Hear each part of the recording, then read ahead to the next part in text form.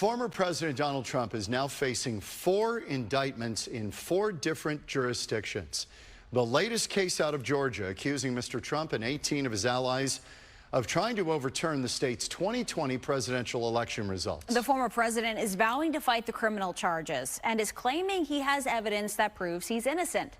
Fox's Rebekah Castor is live tonight from Atlanta. Rebekah. Christina, John, former President Donald Trump says he will release on Monday a, quote, irrefutable report that he says will exonerate him in his latest case in Georgia.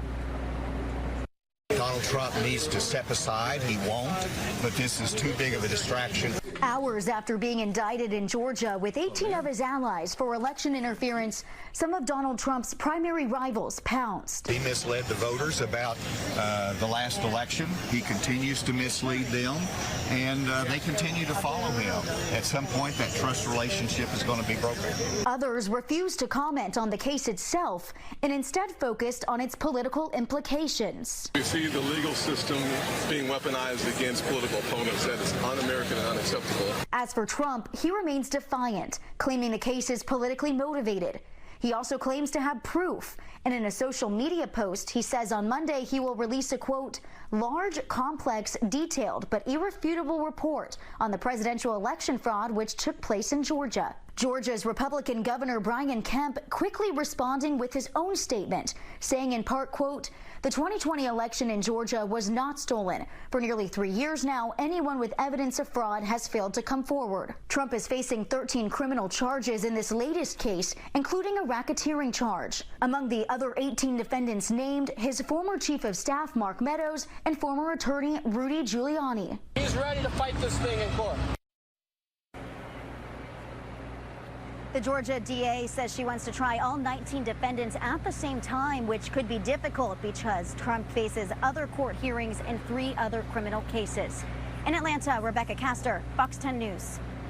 Rebekah, thank you. Arizona could be the next state to indict former President Trump on charges in connection to trying to overturn the 2020 election results. It's a move 2 Arizona governors anticipate will likely happen. Fox 10's Nicole Garcia joins us live with that story. Nicole. Well, Georgia's indictment and all those details of the alleged acts of corruption by President Trump and his allies, they sound very similar to what went down here in Arizona. Governor Hobbs, former governors Ducey and Governor Brewer were all at this same event this morning. We caught up with them and we asked them their thoughts on what they think about Arizona being next in line to indict President Trump.